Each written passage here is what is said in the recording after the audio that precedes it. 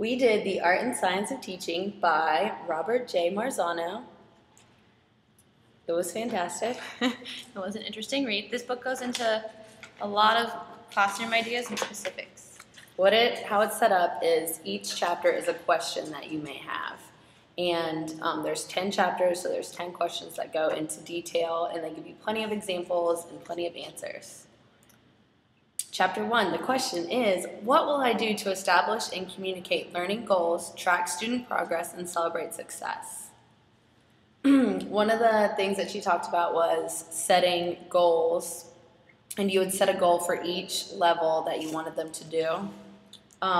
Then you would create a rubric for each of those goals. Mm-hmm. What I really liked is how he talked about having students set their own goals and having them track their own progress so it makes them more accountable in their learning.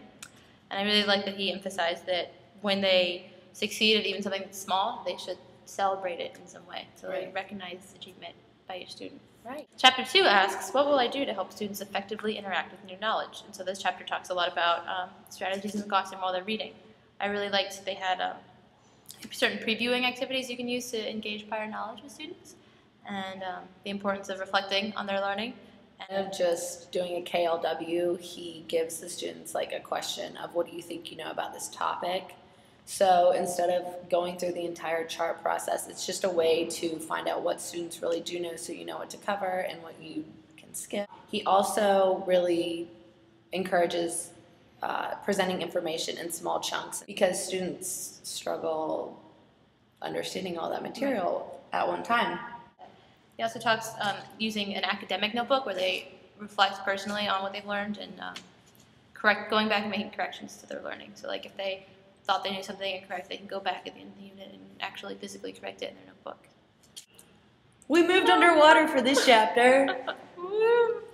Chapter 3 is what will I do to help students practice and deepen their understanding of new knowledge. One thing that he suggested was to provide students with a variety of materials to examine so they can understand a concept. So instead of giving them the same graphic organizer for every single chapter, just giving several different ways for students to examine the material. With each student is different too, so incorporating different types of graphic organizers would help them with their learning. If maybe the Venn diagram doesn't do anything for a student, then a different graphic organizer would be good. He also talked about teaching students to find errors in thinking. So it's kind of a way for students to be critical about what they are learning, and it's kind of interesting to learn about that too. Right. What I really liked about this chapter is it talked about homework and how much homework should students have each night. He said at least 10 minutes for each grade level that they're in. I don't know about you, but I didn't have that much homework in high school, or I just didn't do it. But it also talks about parental involvement with homework and that parents shouldn't feel like they need to be experts to help their students, but it should be something that the parents can talk about with their kid and kind of build on learning at school.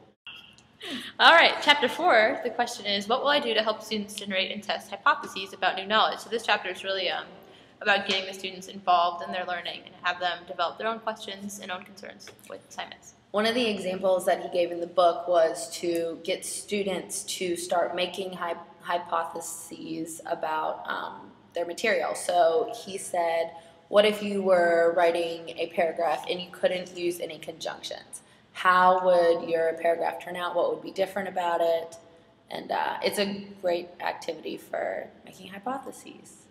Quick, Elise, our oxygen is running out. We went too far, we're in the clouds. Oh no! Chapter 5 was about what will I do to engage students. This was one of my favorite chapters because a lot of it was stuff that I feel like we're already learning. Right. But it gave some great ideas. For example, he talked about body representations. And this is when you get the students to act out physically something that you're trying to teach. So an example that we thought of was each student could be labeled a part of speech. So Laura would be a noun, I'd be a verb, we'd have a conjunction, another noun, and then the students would have to walk around the room and somehow create a sentence. Right. What I really liked about this too is that he talks about the importance of having enthusiasm while you're teaching, and that setting kind of a quick pace in the classroom that students have to keep up with, and just keeping them along in their learning. I also really liked that he talked about having a little bit of competition in the classroom, and that for some students that really helps drive them, but not too much competition because otherwise some students shut down. But just trying to appeal to all different types of learners in your classroom. We are in Yosemite National Park, Elise. Okay. Chapter 6 asks, what will I do to establish or maintain classroom rules and procedures?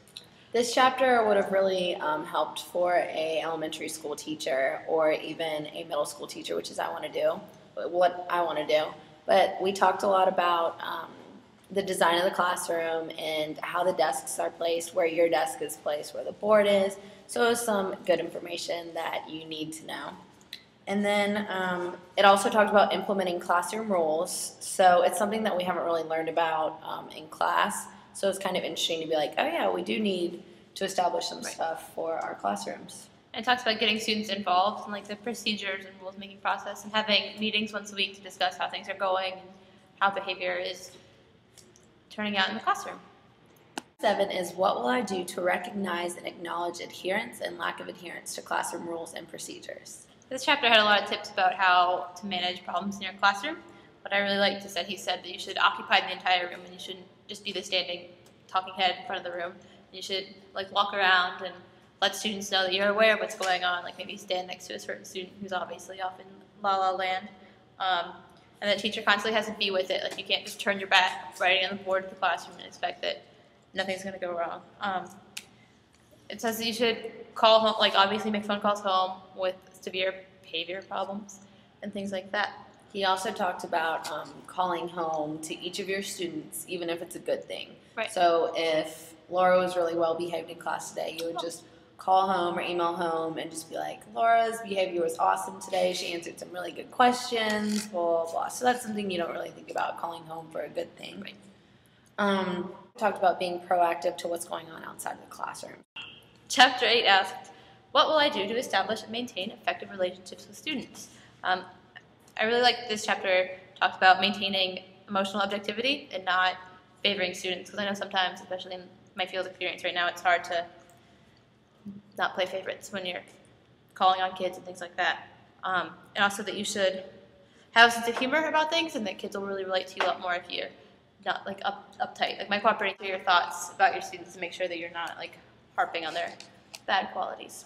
Laura forgot to mention we're on the moon. I did indeed. Okay. Anyway, in this chapter he talked about getting to know your students personally, and I remember going into class and they'd be like, oh, fill out like your name, your address, and then one fact about you. And he said that that was really important so you could know something about your students. And I never really thought about that when I was actually in school, but it is really important to know that their favorite food is blah, blah, blah, so Right.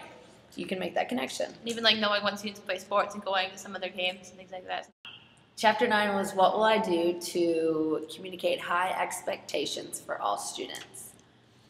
He talked about your lower achieving students and how you should never like give up on them. So if you ask them a question and they get it incorrectly or they don't really finish, he says not to just move on to someone else answering. Just make sure that you prompt them to get the right answer or somehow make them feel like they're on the right track. Right. Or you can come back to them. So like, Johnny, I'll give you another minute so you can think about it and then come back. Because a lot of times kids just need a little bit more time to process your question.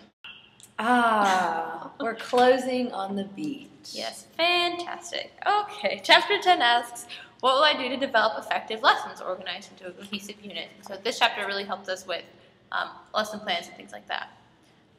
What I really took out of it was that you need to identify your focus in your lesson and make sure that you do activities based on that focus. And that you should have a routine lesson segment is what he referred to it as, and that you should like some kind of warm up or something that you do every day that students know immediately what they're doing when they walk in. My teacher that I'm working with right now does the exact same routine every single day. It's good to develop a structure so that there's less behavior problems too in your class. I agree. And then the other point I liked about this was that he talks about including daily reflection in your lessons, especially in an English class, so that students can reflect on what they've learned all day. So this was our book, The Art and Science of Teaching. And it was very actual and very pointed and well outlined. I think a lot of it we are learning about right now, but there were some behavior things and how to manage your classroom things that we hadn't been learning, so it was really good for that.